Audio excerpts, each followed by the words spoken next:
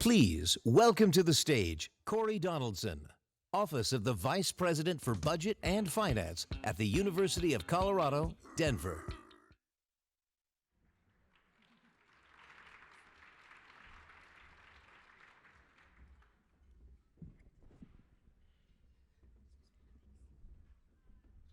Welcome. Thank you all for being here on day 3 of what has been a very exciting and educational conference. I'm glad to see so many of you still here today.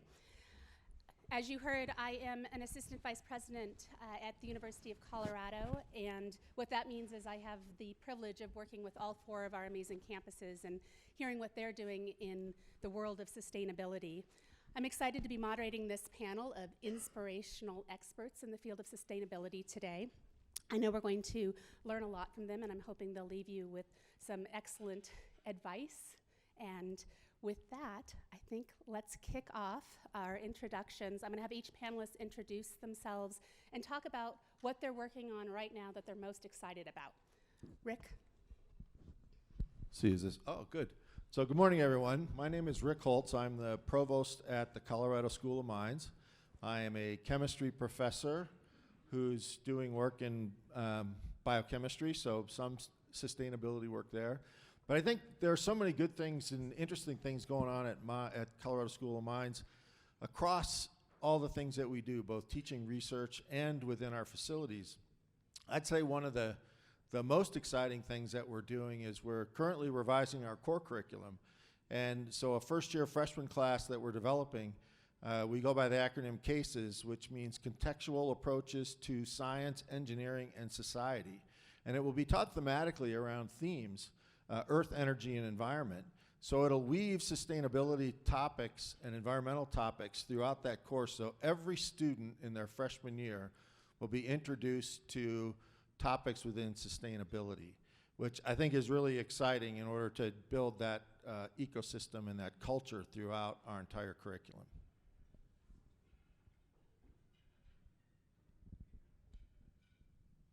Good morning. Hi, I'm Heidi Van Genderen. I am currently the Chief Sustainability Officer at the University of Colorado Boulder.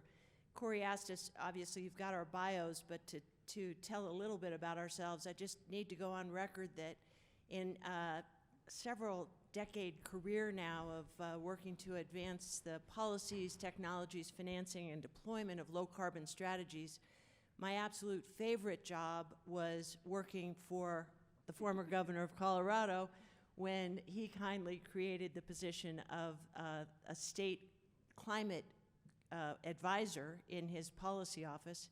And as I was thinking about that, of course I needed to say that.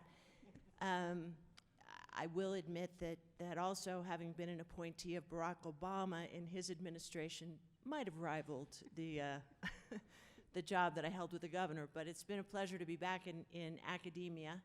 And I was drawn to work back in academia because of its core mission in educating our future leaders. Pardon me. I do not have COVID, I do have allergies. So sorry.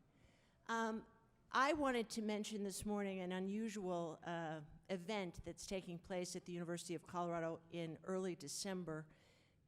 The Office of the High Commission on Human Rights at the United Nations, through an alum of CU Boulder, approached us and asked whether we'd like to co-host what has become the Right Here, Right Now Global Climate Summit. And I'd encourage all of you who have interest in attending this exceedingly interesting summit, which seeks to frame the climate crisis as a human rights crisis.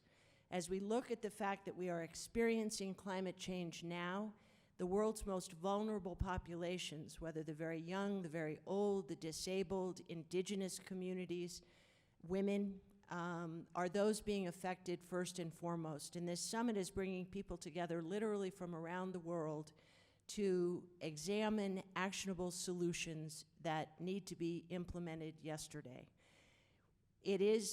You are all welcome to attend virtually. One of the exciting outcomes, in addition to a set of commitments, climate commitments that will be seated at the summit coming from the UN, is in fact a global lattice of universities. So as we look at the role of universities in bringing forward a sustainable future, this summit stands the chance to connect universities from around the world in important ways in sharing what core curricula look like around the world, what the emergence of global governance, as we are now truly a globally connected community, can be in it tackling what is arguably the greatest challenge and the greatest opportunity faced by humankind in our history on the planet.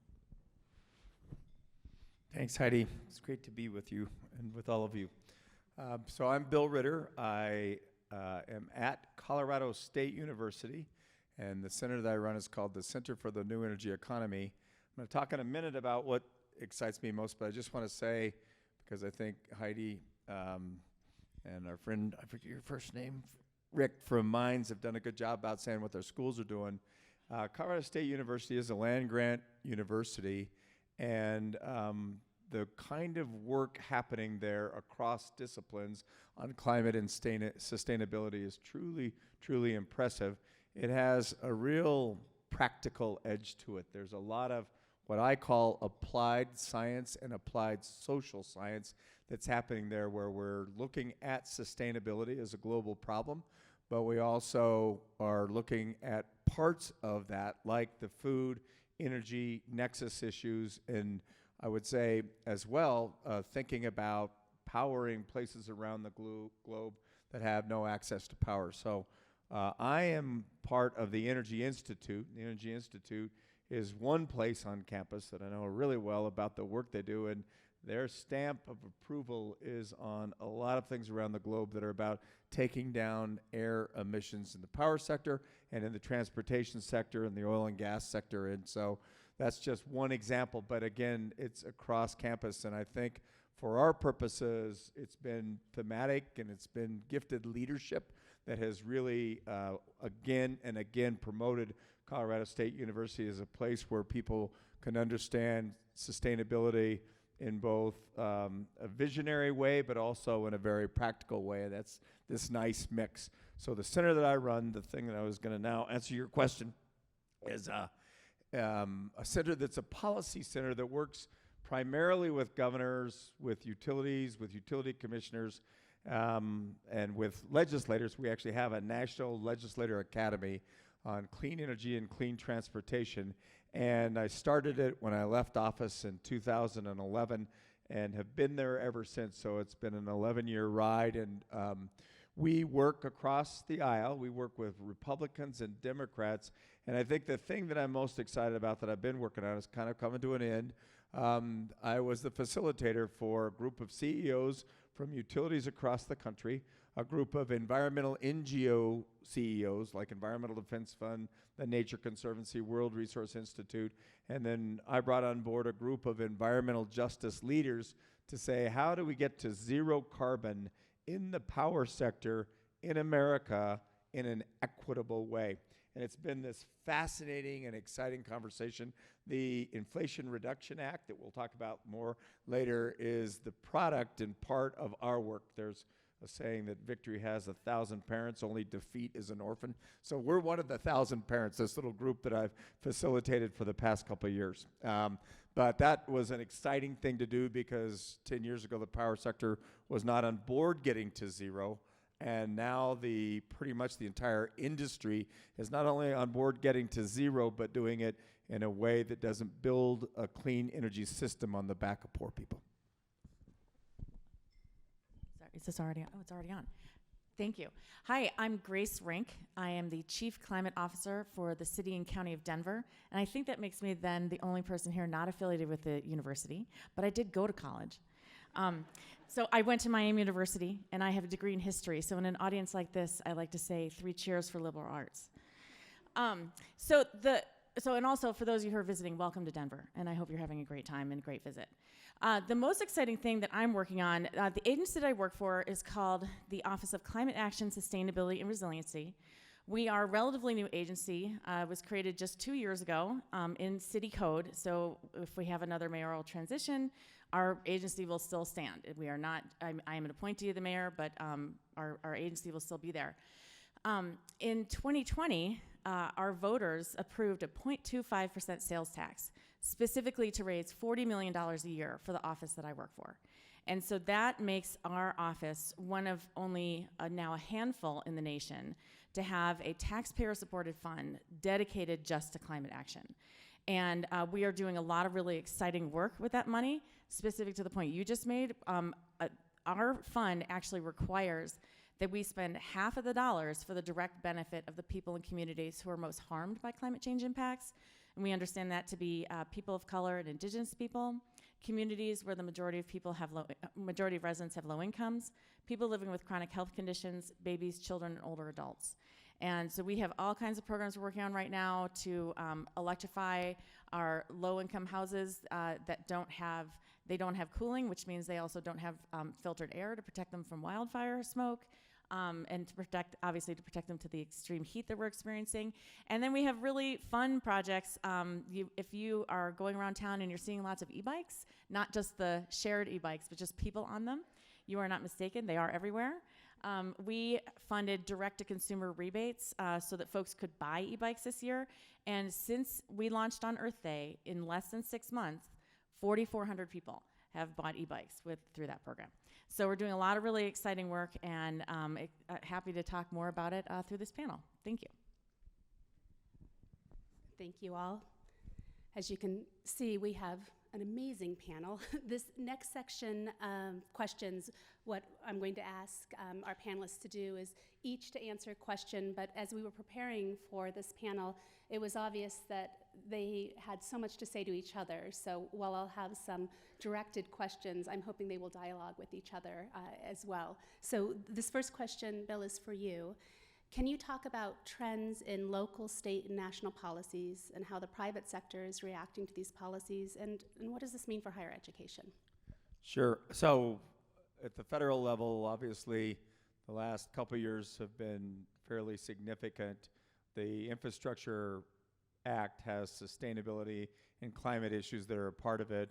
The Inflation Reduction Act is probably the biggest thing any single administration's ever done to try and promote the advancement of clean energy in every sector, but particularly the power sector, the transportation sector, and the built environment, I would say, as much as anything. But also there's a smart climate agricultural bill, and there's a variety of things happening in the industrial sector. So that's at the federal level. But if you look at the activity, the lion's share, I don't know how to say it exactly, if it's the lion's share, in half of the states in America, there's oftentimes 4,000 pieces of legislation that are introduced on an annual basis. My center tracks every one of those on this website called Advanced Energy Legislation. So the states, there's a great deal of activity happening at the state level. And you know, it's politicized, unfortunately, in some places, and so it's easier to pass climate and clean energy legislation in some places than it is in others. Partly why we run this National Academy and why we try and bring legislators from all over the country. So there's a lot of activity at the state level, and then at the local level, I think Denver is fortunate to have the leadership we have the Office of Sustainability that Grace runs, and is one of many municipalities, but out ahead of it in part because of the sustained and sustainable funding. So there's a lot happened. The power sector particularly and the automotive sector are reacting to this in a very positive way. Positive meaning, and that's probably not just reacting to the policy. They know, right? If they do their own threat analysis about their business model, then they understand that 15 to 20 years from now, the world's going to look very different. There is going to be a decarbonized power sector. We don't know exactly how we're going to get that last 20 or 15 or 20% of decarbonization, but they know that it's going to look very differently. And if they don't begin to prepare for that now in the way they do resource planning, then they'll be caught flat-footed in a serious way. Now you see the transportation sector really following suit, because as we've taken coal plants offline and come down, we've seen the transportation sector become the greatest emitting sector among all sectors in America. And so you have Ford and GM saying we're not building internal combustion engines after 2035. So think about that. That's just two sectors, but it's going to be across all the carbon sectors. Industry is going to have to follow suit. They're harder in some ways, but they're going to have to follow suit, as is ag and as is the built environment. Every one of those disciplines are going to be impacted by how we educate the workforce of tomorrow. And there are people at this on this panel that probably know this as well or better than me, but just thinking about this transition we're in, that really has a great deal of private investment behind it and now a great deal of public investment behind it. So there's this economic transition, but it's going to require a workforce transition like we haven't seen in the United States, I think, for a very long time at a pretty precipitous pace. Excellent, thank you. Does anyone else want to comment on that? Well, yeah, I would just jump in because in order to accomplish what Bill is describing, as he said, we're going to have to educate the workforce of the future. And some of the jobs that will be created 10, 15 years from now, we don't even know what the people are going to need, what education they're going to need for that. So, at the Colorado School of Mines, like all the institutions that are represented here and many across the country, the idea is to work with faculty on research projects and with our close partner NREL in order to develop those technologies in order to get us to these endpoints that we're talking about. And this requires everything from extractive metallurgy, and that means both extraction from the ground in order to make EVs, as well as recycling and extracting from products that are already made. We're still going to need oil in order to produce the plastics. As a chemist, if you look at an electric vehicle, it's full of plastic and fibers and other things that all come from the petroleum industry. So we still have to educate petroleum engineers. We have to, at Colorado School of Mines, we have a carbon capture certificate, so people who are out in the workforce can come back and learn techniques in capturing carbon. So that's going to be a big thing. As we had talked about before, Bill, I think nuclear is going to be something that's going to get us maybe that last 20%. And so, we have a nuclear engineering program at Mines where we're trying to train that workforce of the future. And those are just some examples because, of course, advanced manufacturing, smart housing, solar, all of those things are incredibly important, which we're working in all those areas. So you had talked, when we had talked before, about some new technology in nuclear, which I don't know if you want to mention that as well. But just very quickly, so because of the coal that's being shut down around the nation, and particularly in places like Kemmerer, Wyoming, which is a coal-dependent community, Bill Gates has worked on a reactor that uses a technology that's called sodium-cooled. So it uses molten salts. Actually, they heat off the molten salts to run the turbines, and then cools the the radioactive part of the reactor. The technology is said to be low waste radiation, and that if it fails, it doesn't fail catastrophically. They're trying to get it approved right now before the Nuclear Regulatory Commission, and they're looking at the possibility of 5 additional plants in Wyoming that use this technology, and that, and they have the cooperation and the participation of the Department of Energy and Pacificor, which is a utility owned by Warren Buffett. So you have some really major players here trying to understand how do you get baseload power that's carbon-free and that's safe, and the question I think that's on the table is how do you make it economic and affordable? Is this on? Yep, always on. Technologically challenged, yes. Governor, you mentioned the fact that things are going to look so different. I do, we work with the fear of change a lot and the speed with which this transition is taking place and will take place. And I think it's important to point out that the change we seek, the transformation that we know we need to implement, actually will look a lot like today in many ways, with attributes, however, focused on health. So there's going to be clean air.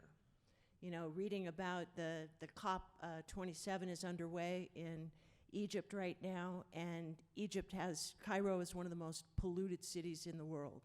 How do we clean the air, pay attention to human health, water, the energy-water nexus was mentioned, and really interesting to listen to you and think about the question of what the highest, best uses of remaining reserves of fossil fuels are. just saying that there's a lot of human ingenuity underway in terms of development of the technologies that we seek as well. And just by nature, talking about Egypt, this is a global problem. And so thinking about this, and I think this is another place where universities and colleges play such an important role, is trying to, I think globalization is a word that got sort of overused, in some respects politicized, but you cannot deny the need for interglobal participation on all of these things. And I think, food, water, and energy, that's a nice way to say it, but it's a really complicated set of systems, but all of those systems are interconnected, and I think universities are going to play another significant role in both the research part of that, but in educating the students for tomorrow that really become, in some respects, a global citizen working on the interconnectedness of this for the rest of the people around the globe. So I'm going to shift gears a little bit and ask Grace a question. So Grace, as we heard, you lead the Office of Climate Action, Sustainability, and Resiliency, and your office has more than 30 team members and We're at 40 now. over 40, wow, and a budget of, Our budget is around 50 million now. 40 million of that is from the tax. that's incredible. So I have two questions for you. I'm curious about how your office interacts with the higher education institutions in the metro area. And I'm also curious to hear about the impact that having these resources means in your mission, and as we consider kind of resources at our universities, what that can mean. Well, I think that the universities in the metro area they're really part of the fabric of the entire Front Range region. And I'd go even a little further than that, obviously, across the state. So the research institutions here are crucially important. I think that also with mines and partnerships with NREL, those are absolutely crucial as well. So as a city, how do we interact with, or like how our agency interacts with the higher education institutions? It really varies by our programs. I don't think we don't exactly have like formal contracts or specific projects with the universities, but we have, I'll give you an example. We have a Sustainability Advisory Council. We have 120 people on this council. It's actually 7 different committees. Actually, it's around 140. 7 different committees with 20 people each. They're representatives of higher education institutions on every single one of those. And we even have one committee that is our Science and Research Committee that just advises us on best practices in the field, research that's happening, looking ahead to the trends. And they also help advise each of the other committees so that they know, like when our folks are interested in sustainable transportation and they're looking at, really specifics, how do we get people out of single occupancy vehicle trips and onto low emitting or no emitting forms of transportation. There are the university researchers and collaborators who can tell us what's happening in other places, so we can, think outside of what's possible in Denver Metro. So I think that the constant communication, the networks that we have, and I would say, every town's a small town we all know each other.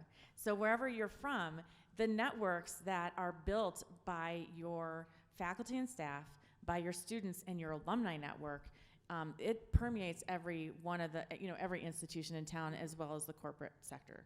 And so I think that, building that network from the students and on up it's been very effective for us. So we did have one project, I think, where we worked, and still are.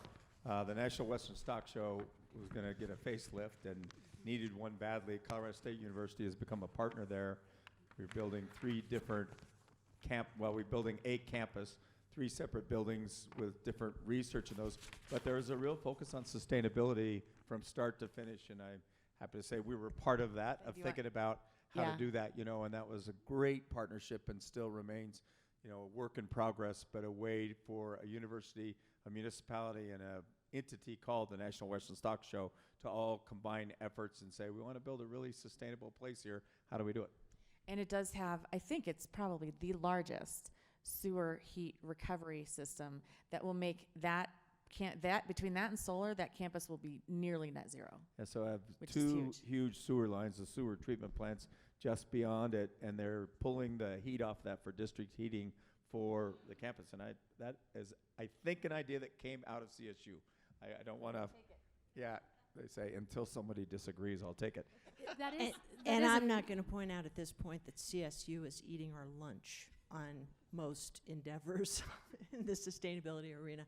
Grace, I did want to share with you, however, the city of Boulder does not have a climate action tax that produces $40 million a year. We covet that as we observe Denver, but when we helped kickstart the e-bike market, we did so. The Boulder County actually worked with the retailers, just a strategy for your consideration for the future. The retailers gave a discount of 10 to 30% for purchase of the e-bikes, and fabulous second mode of transportation if you're not familiar with them.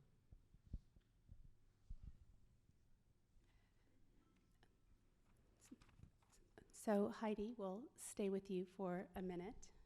And I can't read without my glasses. Right. I've heard you talk about the role of universities in bringing together communities to work towards a more sustainable future. So how can universities work to support their communities and states to adopt sustainable initiatives and mitigate the human and economic impact of climate change? Thanks for that question, and I think we've begun to address a lot of that already. Universities are a business like any other, so the role of the university, for one, is to behave as a business. The University of Colorado purchases over $1.2 billion in goods and services every year. What are those? How are we working with the supply chain and in partnership with business to say we need a more sustainable materials economy that is less wasteful, emulate nature at in all ways, when at all possible. There is no waste in nature. Greening state government, I'm reminded, I think actually I got my job with you partly because my test on the transition team was draft an executive order about greening state government. There we go. Carry that forward into the university world. The university in its own operations, how is it walking the talk? Universities are a powerful convener. We are in a hyper-politicized age where there are unfortunate political divisions across the country and across the globe in ways that I certainly have not seen in my lifetime. We are part of a 23 Research One coalition called the University Climate Change Coalition, universities ranging from Canada down to Mexico, whose expertise really resides in climate science research and climate solutions research. As part of that, we have convened several forums to look at policy advancement, and we are a neutral convener who can bring together the public sector, the private sector, civil society, the NGO world, and contribute both as academics, but also a neutral convening platform that says ultimately good public policy has to supersede the partisan politics that are dividing us now, or we're all going down. Partnerships, a key strategy, practically speaking. We have a really exciting endeavor in Boulder County right now to construct what we believe will be one of the first shared electric vehicle charging, repair, maintenance, and importantly, workforce development operations. Boulder Valley School District, the City of Boulder via Mobility Services, and the University of Colorado all have fleets that we are working to electrify. How can we make that facility a state-of-the-art, one that is renewably powered? Talk about a lot of, the ratio. You guys got to help us figure that out, because a lot of power goes into powering electric buses. So to have the aim of 100% renewable power for that facility is a bold aim.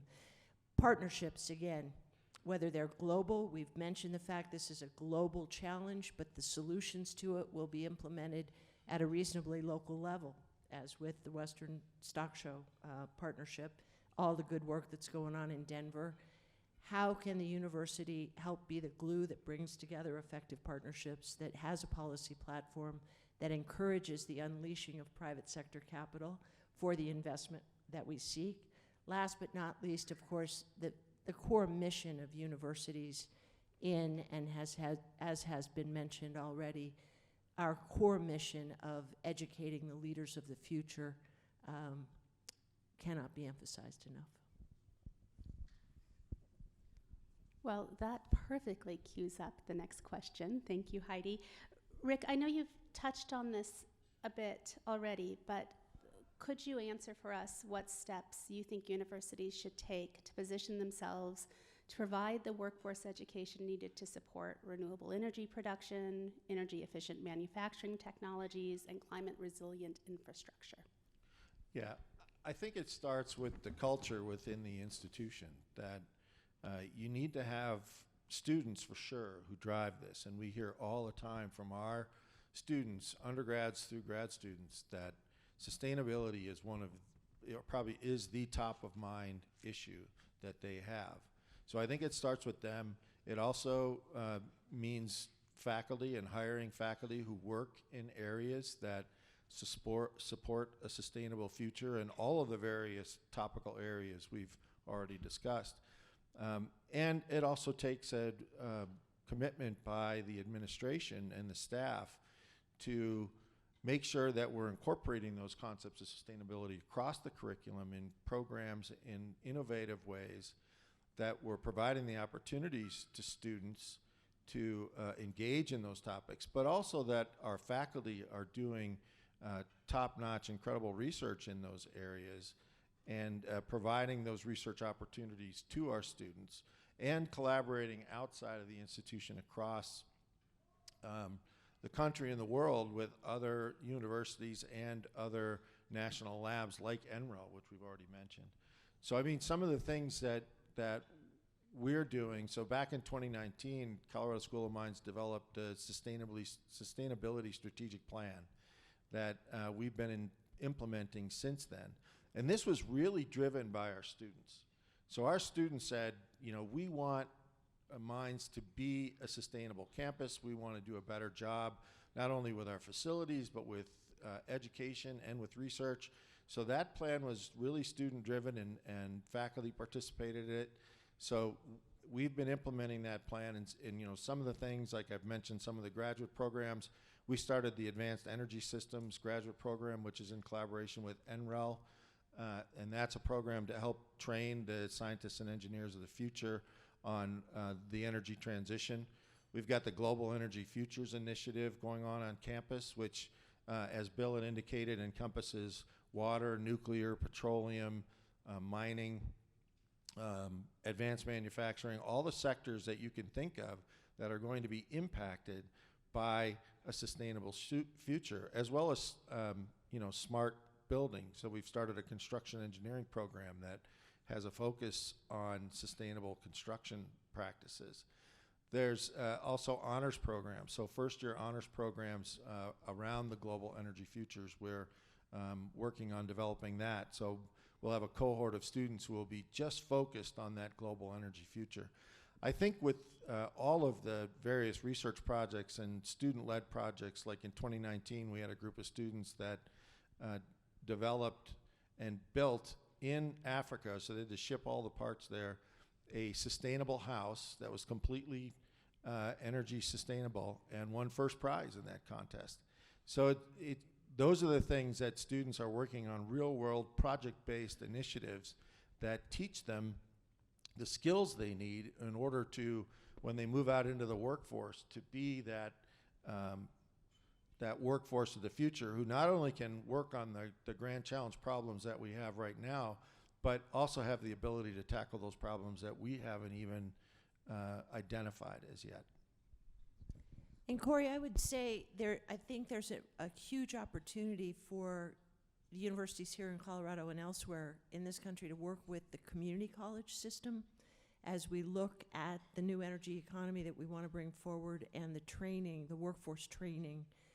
I know in Colorado for a while there was sort of a competition among the community colleges as to who was, you know, Red Rocks was like the solar and Pikes Peak was. So I think that there is a practical workforce training that you guys are doing a nice job of as well, that is an important component. Again, Bill and I were talking before the panel about how difficult it can be to build the bridges in the collaboration that we need, but arguably this is a challenge that requires greater collaboration than ever before. So, Grace, as an employer, how would you respond? And not only as an employer, but also with what cities do is we use our public policy levers to try to influence, what happens within the boundaries of our city. And so, building off of what Rick was saying about your sustainable construction management program, we have in Denver last year, right around this time, we passed a building performance policy, which requires all of our large commercial buildings, so 25,000 square feet and larger, the entire portfolio of buildings has to get at or to net zero by 2040. And there are interim benchmarks that they have to achieve along the way. And so that there's a lot of retrofitting that has to be done. That's a lot of design work that needs to be done. And what we find in the architecture and design community and construction management, because it hasn't been a requirement for that yet, there aren't a lot of projects. Without a lot of projects, people don't have the experience of doing the work. And so certainly we need that pipeline of talent coming from the universities, of people who have been educated in net zero design and construction, who are familiar with low embodied carbon materials and how to specify that, how to design to that, so that then the professional design and architecture and engineering and construction industries can actually do the work that we are now requiring of them. And Denver's not the only one. We are at least the 9th or 10th city across the country to have that particular policy. And then later this month, we will be at City Council with our partners in the planning department presenting Denver's first new construction building codes that are introducing net zero or electrification requirements for new construction. So the world of architecture, engineering, design, construction is absolutely changing. And so if you have professors who aren't looking at city codes, that is a great place to start so that they know what is coming to help inform their students, what they need to be prepared for. Grace, can I ask, there's been a little confusion in the broader community about what the definition of net zero is. Mightn't you share that with us all? Sure, and I understand the confusion. I think that for us, what we are looking at are buildings that are highly efficient, all electric, and utilizing renewable power to the greatest extent possible, and grid integrated. So you mentioned smart buildings and smart home design. We absolutely want to see that. We want our buildings to be resilient and to actually be feeding into the grid to the largest extent possible. So I know we're not talking about carbon offsets. So Denver does not allow carbon offsets in any of our programs to meet our emissions reduction goals. Because it is others do. It is a term of art that can mean carbon offsets in the power sector. When they say net zero, they don't know how to get to zero, but they're going to trade away whatever carbon they still have coming out of the flue stack for people who are beating their goals and their ambitions. So that's net zero. Yeah, excellent is question. defined by a utility CEO. Understood. I just wanted to bring that forward because it's interesting. The definitions, right? Like zero waste, the definition of zero waste is actually a 90% diversion rate. So, we're humans. We like to construct things in ways that meet our needs.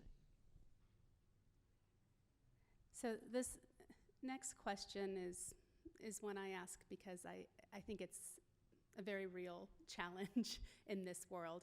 I think to a very real extent, sustainability can still be an afterthought when we're planning for the future, what I call an also and. You get to the end of your design phase for a building, for curriculum, you're writing a job description, and also and we need to remember to add in this component. So how do we normalize integrating sustainability into all aspects of students' education, the campus experience? How do we prepare students to live and work in a more sustainable future? So could I start? Go for it. I actually think you use a lens, and I think you have to, the way I like to think about it is kind of leave nobody behind. I think the early environmental movement was pretty elitist and pretty classist, and there were a lot of people who had no desire to be a part of it because they felt left out of the conversation.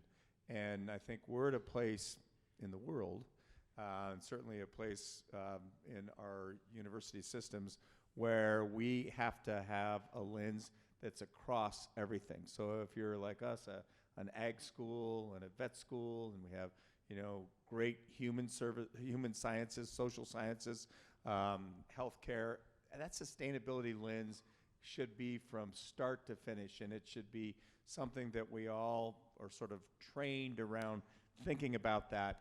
But think about it across sectors, and then think about it in terms of where people are in their life. The Inflation Reduction Act I mentioned is probably the best piece of legislation to say we're not going to leave people behind. We have this massive infusion of public monies coming, and so we're going to think about communities that have borne the brunt of being polluted by toxic chemical manufacturing or power sector manufacturing because they built in poor places to keep the cost of building low, polluted more heavily there. We're going to remove the health detriments, but at the same time, we're going to look at ways that we create wealth, that we create workforce, that we create dollars flowing into those marginalized communities. So that's this other way of not leaving people behind. The only way you socialize this, if this remains something for just wealthy white people, it will not fly. We will not do the things we need to do quickly enough. But if we think about all of us sort of working at this with that lens and saying, how do we make sure that the things that we've done before in transitions where we left people behind either as an economic transition or sort of a justice transition, an environmental justice transition that didn't happen, how do we not do that this time? I think that's how you socialize it. And I think, again, universities that's the place that really can, I think, capsulize this notion that nobody should be left behind. Yeah, I would just jump in that I think that it starts again with our students. A lot of the students come in already with a major interest in the topics of sustainability, and then it's up to us as educators to incorporate through project-based learning those concepts and ideas across all sectors, because this is really a cross-cutting thing. It's not just for, say, an environmental engineering degree or some of those kinds of things. It's for every single degree that is offered at an institution needs to incorporate concepts of sustainability, whether that's construction, whether it's mining, whether it's mechanical engineering or materials engineering. It's all got to be part of the ecosystem. And I think that is something that our students are demanding. They want that. It's a huge interest among the faculty at Colorado School of Mines with all the various research projects going on. And there's all kinds of grand challenges out there, whether it's in the, like I'd mentioned, the solar decathlon. Our students now are building a house on our campus that's a solar house that will be an experimental laboratory for trying to develop improved solar electricity and functional value within a home. So there's all kinds of things that students can drive and get involved in order to enhance their education around sustainability. And if I may, I'd like to add to what Governor Ritter was saying about the just transition, right, and not leaving anybody behind. So much of what we're talking about in this is, it's emissions reduction, it's mitigation, it's the environmental justice. This is all very forward-looking, right? Like, how can we change our systems to be healthier for the planet? But there is this whole other side of it, which is really the societal change. And I think that touches on so many other parts of the university world that we haven't really even touched on at all. And I'll just give you an example. So just a week ago, I had a conversation with the woman who runs the Chamber of Commerce in Craig, Colorado. So Craig is a coal town. It has a coal mine, it has a coal-fired power plant. It has already been going through transition for years because of the erosion in the coal market in general. But also they know that changes are coming because of state and local policies. And their city, they are actively working on what is the future of their city going to be. The state of Colorado has an Office of Just Transition that is working on this issue statewide. And I think that, the neutral platform of universities is a prime partner in that conversation. And I can think of all the different degree tracks of people who could and should be involved in that conversation. And I can recommend the podcast Coal at Sunset. So listen to that. It will give you lots of inspiration for how so many other parts of the university can become part of this conversation. And Corey, it's such a good question, and it just when you sent us that yesterday, my middle of the night wake up was like, wow, how do we do that? One of the elements of the Right Here, Right Now Global Climate Summit is to highlight indigenous communities, and they are communities that have lived the culture of their peoples, have lived in harmony with the ecosystem, and it is those lessons that they are coming forward to say, please see us, how we live in harmony. There are immense lessons to be learned there. Sheila Watt-Cloutier, who's an Inuit leader from the very northern parts of Canada, whose lands are being destroyed, whose climate is being destroyed, speaks passionately about this. If you have not read Robin Wall Kimmerer's book, Breeding Sweetgrass, I really commend that to you. So I think there's, what I hear from fellow panelists is, again, the willingness to hear and listen to other cultures and see how we can effectively build those bridges. Then I'm going to segue to the policy wonk that I am and note that one of the structural ways that we can address this, I learned from former Senator Tim Wirth many, many years ago when I was staffing the Wirth Chair in Sustainable Development at the University of Colorado, Denver. We don't get the price right. So in our society, in this country, and actually globally, we do not pay the accurate price in the cost of any resource that we consume across the board. So we need to look, ideally, at the whole question of subsidization and what we are choosing to subsidize so that we give our society an accurate reflection of that cost, and that would guide a lot of our consumption. Heidi, can I follow up on the indigenous people's comments, because I totally agree with that, but the other side of that coin is how badly we've treated indigenous people in the energy systems that we've built. And I'm just going to give you the example of the Navajo generating station. It's one of the largest coal-fired plants in America, the largest west of the Mississippi, other than California, and it was in Page, Arizona. The owners of that, were 4 utilities and the Bureau of Reclamation. It was on Navajo land. The coal came all from Hopi, the Hopi Reservation owned by Peabody Mining, and there are people who lived on that reservation that had the largest coal plant west of the Mississippi and did not have access to electricity. They're still there. They're still that way.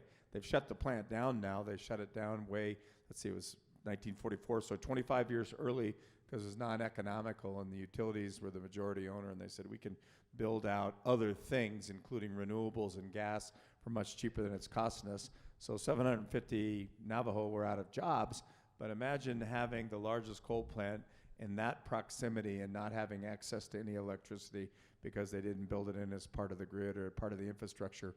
So that's a great example of thinking about a transition that's happening where we don't leave people behind. Totally agree. A lot of shameful history. I also like hearing you say, Grace, you can think of so many courses where this should be should be taught and integrated, and why not all? Why isn't this always part of the conversation? And why isn't this always a seat at the table? So I'm going to ask the panel one or two more questions, and then we'll shift to audience questions. And I do have the WOVA app open so I can look at the questions that have come in that way. But if you are in the audience and want to ask a question, there are 2 mics set up. So we'll shift to that in about 5 minutes if you want to ask a question. Panelists, my question for you is, what role do campus sustainability efforts play in preparing students to join the green workforce? So, whether this is as small as composting programs or what is integrated into the curriculum, what role does that prepare to to prepare our students to go out and work in this world? I'll start as an employer who's read a lot of resumes. Almost everybody who has submitted a resume to our office has, no matter how long it's been since they've been in college, they have something on their resume that says what they did in college, whether they were part of a sustainability team or a green team, or they had an internship in a particular office. So these are formative experiences, and at a minimum, it gives people a taste of basic project management, which no matter what job I've ever had, I need really good project managers. So it gives them, really good project management, and then a good overview of all the different issues that you would address in sustainability. So that's from an employer perspective. Yeah, I don't think I can add much to that other than saying it's absolutely key. And I think CSU does have bragging rights for having been at the top of sustainable institutions in the United States for several years now. I think there are people in the audience that might know the years better than I do, but I know we've done that, and you can tell that. You can tell when you teach a class, I guest teach a lot, and guest teach a class of people that they understand that CSU has this commitment to this, and it's sort of then their lived experience, and whether it's about recycling or about where the power comes from. And we constantly have, different ways of social media and other kind of newsletters that go out that talk about this, and it's part of it. We had, I think, the first largest solar array of any campus in America, maybe 12 years ago or 13 years ago, that long ago. And that just all matters to people when you're there at the institution, and you can kind of tell as it blossoms up. The ag world is an interesting place right now. And because our roots are in agriculture as well, it's fascinating to talk to young people studying agriculture and understand how their world is also shifting. So I don't want to make it just about the power sector or the built environment. It's also really about ag. And we've touched on a lot. We, at the University of Colorado Boulder, we have the oldest established student-led environmental center of any public university in the country. It's now 52 years old, and it was started by a number of hippies in Boulder who, of course, who were very concerned about recycling. So we concertedly constructed our materials recovery facility in a way that would teach students practically what that system looked like and give them a job doing it.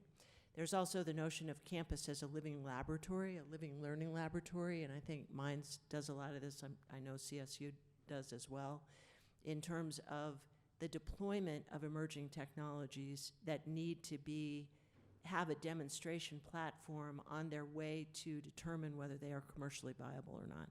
So with a lot of great research underway, that's another both exceptional learning opportunity for the students, but also something that they could put on their resume.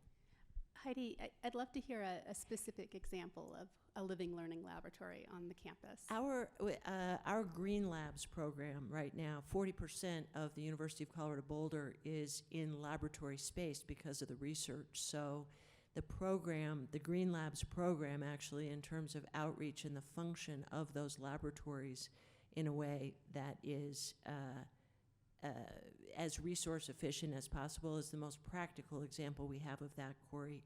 There is thin film photovoltaic technology that is a window treatment that we are working to deploy in the ecology that I described of commercial viability determination. We're also a pretty small campus, so that's another example where we necessarily are looking at partnering with the broader community so that those emerging technologies can be demonstrated at sufficient scale as well. But honestly, we have a long way to go in that. It's an aspiration, more than I can reel off 10 good examples. Yeah, so I'd just say, sustainability concepts really go across teaching, research, and our facilities on a campus. And so, I think we've talked a lot about the teaching. How do we incorporate topics of sustainability throughout our curriculum and weave that into every year, into design projects, into their capstone projects, which the engineers and scientists do, into field sessions, which we run as well for all of our majors. So there's all kinds of opportunities to expose students to these topics of sustainability. And, you know, Colorado School of Mines was created to educate and provide the workforce, the applied scientists and engineers, both to Colorado and to the rest of the world. And so we can do that. But I think some really important things that we haven't touched on just yet, and I think all the institutions we've talked about are doing those things with regard to teaching, research, and their own facilities. But if we produce all these, you know, very brilliant people in engineering and science, but they can't communicate, both written and orally, if they can't talk to people who are not engineers and not scientists and be able to make the point of why it's so important that we do, you know, work on the projects, or we build in a sustainable way, or, you know, the list goes on and on, then I think we're failing. We also need to produce students that have had some professional development work so that they understand the corporate world and they can make that impact once they are hired and they are out there working. They also need some business acumen, because, you know, money drives a lot of this. So we have to be able to make the business case that not only is this good for our environment, but it's also good for business. And in many cases it is. So that's all those things are directly stated within our strategic plan, our Mines at 150 strategic plan. And we're incorporating that into our education for every student who comes through Mines. So I think that's incredibly important. Otherwise, we just put out a lot of smart engineers and scientists that maybe they have great ideas and do great things, but they're not going to be successful in actually changing the way that we do things and solving those grand challenges.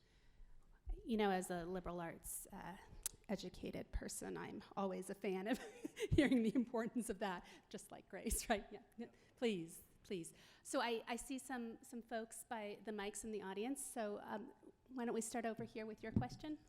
Hi, everyone. Good morning. Thanks for being here today. My name is Kathy Eiler. I'm the Director of Federal Relations at UC Riverside. And Heidi, you touched upon this a little bit, but I'm wondering, what programs do you offer for students for basic needs? How do you address those needs? And how do you communicate those services to your students?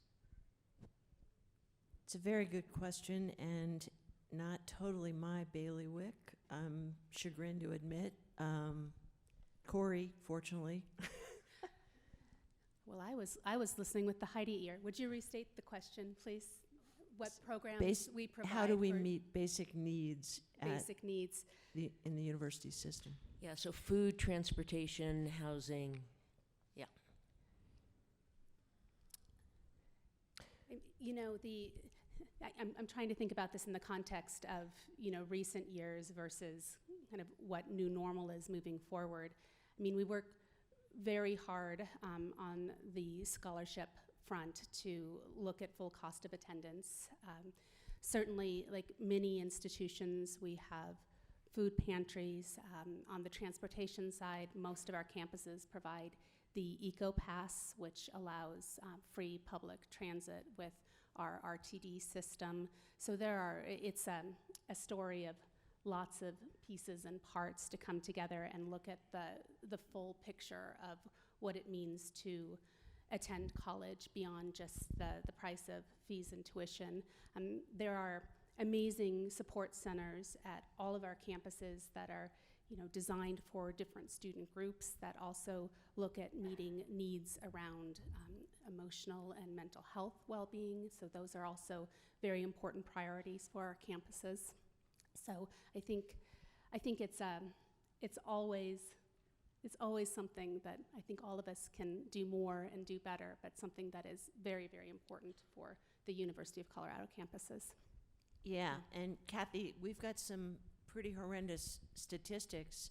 In Boulder, 30% of the student population is deemed to be food insecure. So the food pantry system that's in place, our aim to produce more of that food locally is a significant challenge. We have a van pool program that we avail ourselves up for frontline workers, in particular the lowest wage workers. And as Corey said, on the student front, again, as much direct assistance financially as we're able to muster, I think, is the primary means through which we address those basic needs. we do the transit pass on our campus, of course. We have an eco-pass, great transportation demand management strategy for faculty and staff. That comes out of our fringe benefit fund. For the students, they actually pay for that themselves. It is a student fee that supports transportation that is not in a single occupancy vehicle. But huge, goes to the heart of equity and need, and something, again, I'm going to go back and learn as much as I can. Thank you. Good morning, Kevin Gardner from the University of Louisville. As a setup, I'll just add that I spent my research career, my background's environmental engineering, and I spent my career mostly focused on sustainability-related issues of, circular materials economy and, reduced carbon power production, whatever, all those types of things, right? Less pollution and mitigating those things. But I want to just take a second to remind everybody in the room of the UN Sustainable Development Goals. Number 1, no poverty. Number 2, zero hunger, quality education, good health and well-being, gender equality, reduced inequalities, and I'll just add one more, peace, justice, and strong institutions, which I know is not something we have to worry about here in the United States, but other places might. No, just kidding. So I just want to hear about and you guys have all talked about this, and this is not zero hunger on the transition to a cleaner, lower climate impacts from our power or transportation sectors and so forth, right? This is as a goal itself, right? So what are the ways that we can kind of broaden the tent, and this, I think it goes to, in part to the last question, in how we talk about sustainability, because the way we talk about sustainability is sustainability and reduced emissions, sustainability, and we think about environment, and we think about climate, and we think about pollution, we think about all of those major sectors that are contributing to that. How do we think about sustainability in a broader way, and then talk about climate as one of the goals that are, part of the UN's Sustainable Development Goals? And I'd love to hear about any things that are happening on your campuses that kind of relate to that. Thank you. Well, I can start off. I can't answer your whole question, I don't think, but obviously carbon capture is a big topic, research topic, and it's a major engineering challenge. And so that's something that there's work going on our campus to try to do that. But also, I think work to mitigate CO2 production, like hydrogen fuel cells and the use of both green and blue hydrogen. Although I will say, as a chemist, hydrogen is colorless. But but I understand the terms. But so there's a lot of work in that area, as well as wave energy, wind energy. So we have to be able to produce the energy that we need in order to grow the food we need, in order to provide the resources that disadvantaged people need in order to have the food and the shelter and the clothing that they need to survive. But we need to do it in a way that we're not producing and burning fossil fuels to do that. And so I think that's where at Mines we're most focused in trying to make that impact. For us, we are driven currently most significantly by overarching greenhouse gas emission reduction goals. In 2007, the American College President's University Climate Commitment emerged, and the University of Colorado Boulder was one of the original signatories for that. So we have an aim to reduce our greenhouse gas emissions now by 50% by 2030 from a 2005 baseline, and reach carbon neutrality by 2050, no later than 2050. Very significant endeavors. You note the climate is a subset of the UN SDGs. It is an overarching metric, I think, for a lot of what we aim to do across the notion of sustainability as one that will either reflect success or failure. The SDGs are an interesting architecture, certainly, and I know that a lot of universities, professors within universities, use that as an architecture as we look at how do you get a core curriculum that actually is ideally globally connected so that there is transparency verification in what is being taught. So the SDGs are an interesting element in that. We're fairly scattered. I think there are a number of campuses that have a more cohesive use of that. Yeah, I don't know if scattered's the right word, siloed, because it feels to me like we're pretty siloed, but we do a lot of work. You know, there's the Energy Institute I referenced before, developed a utility for Rwanda because 58% of the people have no access to power. If you look at the goals that you talked about in the United Nations Sustainability Goals, you provide power into a home and you're going to improve the education, you're going to improve the health condition, you're going to improve the diet of the people in that home. It's going to happen. And so that's an example, but I'm over there as part of that project, and I have lunch with a woman who's a research professor at CSU, and she's looking at the health impacts of wood burning inside an African home, an East African home in Rwanda, and she has that program in 4 different countries around the world. So those are just 2 examples, but that, you know, we have a campus where there are research professors doing work, and I'd say nobody's probably said, let's all think about the UN sustainability goals and try and understand how we can ensure we're working together across disciplines. But there's also, I think, around America, research happening that impact those goals in a positive way, where we probably haven't done enough to say, hey, what is it on this campus, and can we just, you know, look at that and say, how do we work together better? I'm going to switch to a question that came in over the app before we go back to the audience. So this individual asked, energy independence seems to be more critical these days. How can we continue to reach technological advances that can allow us to clean our sources of energy more? And I know you've touched on this topic, but what else can you add? So on energy independence, I mean, it's a little bit of a falsehood that we talk about energy independence, but there's a lot of energy interdependence. And, you know, I think what we've seen with the Russian invasion of Ukraine is the geopolitics around this really matter, where interdependence counts. And so, you know, if we were living in a world where you powered everything carbon free and all of that energy resource was coming from the United States of America, and you also had electric vehicles, heavy, medium, and light, you're still going to be interdependent, right? And you talked about rare earth metals. The supply chain on all of this is going to depend on global cooperation and global trade. About 95% of the cobalt in the world is manufactured, it's refined in China. 95%. You need cobalt for an ion lithium battery. Well, about 65% of that's in the Congo, and the Chinese have done a very good job of buying up those resources in the Congo and then sending them to China and refining them. So how do you ever become energy independent? You don't. We have to think about this and think about the world we want to live in, what the supply chains will be, what the geopolitics have to be as a part of that, so that trade can happen in a fair and equitable way across the world. They're absolutely understood.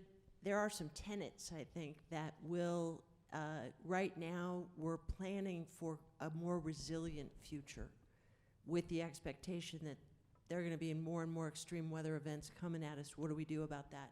Generally, it is a big puzzle. It is a global economy. However, I think the tenets of we want to move forward from this primary reliance on 3 miraculous fossil fuels that have brought unprecedented prosperity to a burgeoning and growing global population. We know they are finite, and so we want to move forward to draw our energy from the sun, broadly connoted. We want that energy to be as local as possible and as resilient as possible. And by the way, if you're drawing it from the sun, it's necessarily going to be cleaner from the get-go. So some broad kind of aims in that, which is not to negate what the governor observed, which is we're still, and Rick as well, we're still going to be dependent and using fossil fuels for many years to come. And the global reality of that system is an interesting one. Well, and I think that comes back to this whole idea of the global energy future. And it's multifaceted. So yes, it doesn't include oil and gas, but we can't think about energy independence as simply oil and gas. We have to start including things like nuclear, water, hydrogen, solar, fuel cells. There's all kinds of, wind, water, wave energy. There's all kinds of ways for us to develop energy independence that minimizes our use of oil and gas. And I think that's, historically we've always thought of being energy independent by being able to pump all the oil we need, right? But I think the limitation, solar, we could get all the energy we need, but we still need to work on the technology of solar cells so that we can capture more of that energy from the sun. They're still relatively inefficient, and so there's all kinds of foundational research work going on to do that. Battery technology, both at the cathode and the anode, to develop those kinds of technologies to improve battery lifetime function, charging, quickness of charging, all those things are on the table. But again, we are going to need the minerals, like Bill said, and the cobalt and the rare earth and those things, and a lot of that is now monopolized by one country. And so we need to expand our supply chain in those areas. So supply chain is something that we haven't talked about today, but it's critical. It's absolutely critical for us to gain what we might term energy independence. We are just about out of time, so I want to take one last question and then give everyone the opportunity to offer a final piece of advice to our colleagues in the audience. So your question, sir. Philip Lapel from the Washington office of the Massachusetts Institute of Technology. So thank you for giving some wonderful examples of things that campuses are doing individually and with their communities.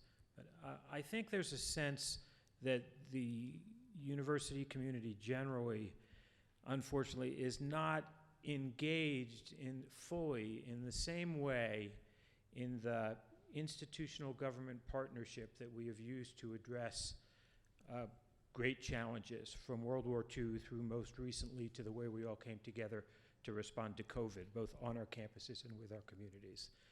And I wonder what ideas you have about how we can make that happen among our community in the next few years and create the kind of cultural change that, as you said, happened in the energy industry, for example, and really play a greater role as catalysts nationally for climate action.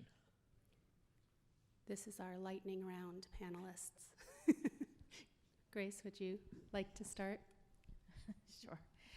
Well, okay, so I think the lightning round style, you have an enormous amount of talent in your institutions, and I think that coming from a city perspective, any bridges that can be built to our organizations to let us know who's there and what capacities there are for collaboration would be really helpful. And I only represent one agency. There are a lot of different agencies that undoubtedly have strong relationships with universities throughout this region, and I'm sure other cities do too. So finding other ways to build those bridges, not with an end in mind, just the networking and the building relationships, and then the work and the collaboration will come from that.